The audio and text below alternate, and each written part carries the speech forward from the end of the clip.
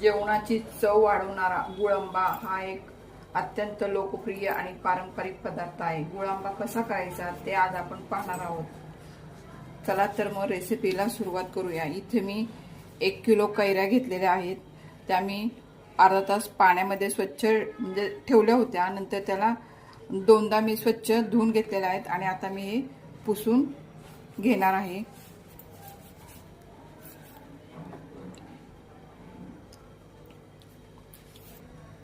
या सर्व कैऱ्यांची आपण आता साली काढून घेऊया। अशा प्रकारे सर्व कैऱ्यांची साल काढून झालेली आहेत। ते आता आपण असे काप करून गुळांबा करणार आहे। कैरीचे केलेले हे काप आहेत ना, ते आपण आता कढईमध्ये ओतून घेऊया।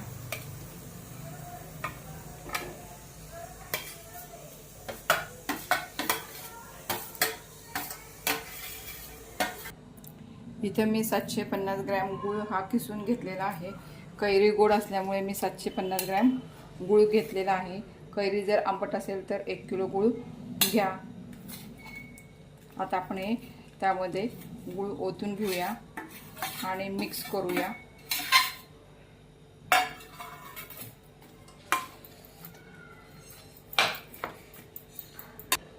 गूळ यामध्ये मिक्स करून घेतलेला आहे। गूळ विरघळण्यासाठी आपण असंच 10-15 मिनिटं ठेवून देऊया। 15-20 मिनिटं झालेले आहे। आपला गूळ बघा पूर्ण विरघळलेला आहे। आपण आता हे गॅसवर ठेवून मंद आचेवर हे शिजून घेऊया।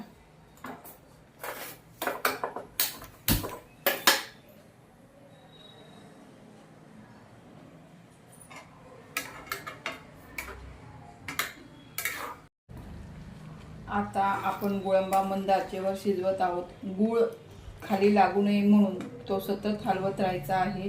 गुळांब्याची खरी चव याच टप्प्यावर तयार होते, त्यामुळे थोडा संयम ठेवून सतत गुळांबा हलवत राहायचा आहे। हळूहळू गुळाचा पाकही घट्ट होत आहे आणि कैरीचे कापही छान मुरायला सुरुवात झाली आहे। पाकाला सुंदर सोनेरी रंग आला की समजा आपला गुळांबा अगदी योग्य दिशेने तयार होत आहे। घरभर दळवणारा गूळ आणि कैरीचा सुगंध गुळांबा तयार झाल्याचे सांगत आहे। अजून काही मिनिटे शिजल्यानंतर आपला चविष्ट आणि टिकाऊ गूळ आंबा तयार होईल।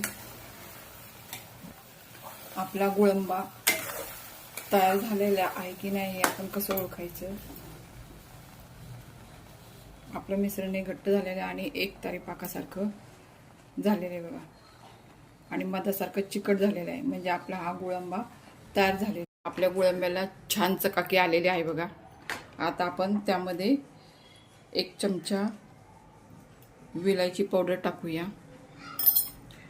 आणि आता गुळांब्याला खास सुगंध आणि चव यावी म्हणून मी इथे 2-3 लवंगा आणि दालचिनी घेतलेली आहे, ती आता त्यामध्ये टाकत आहे। यामुळे गुळांबा अधिक स्वादिष्ट आणि खमंग लागतो। आता मी ते एकत्र करून घेत आहे।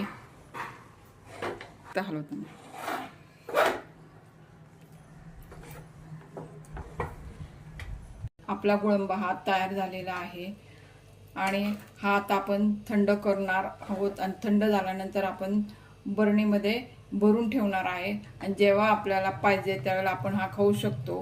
हा गुळांबा आपण चपाती, पुरी, ब्रेडलाही लावून खाऊ शकतो। गुळांबा वर्षभर टिकतो। तुम्हाला गुळांब्याचा व्हिडिओ जर आवडला असेल तर व्हिडिओला लाईक करा, शेअर करा, सबस्क्राईब करायला विसरू नका। धन्यवाद।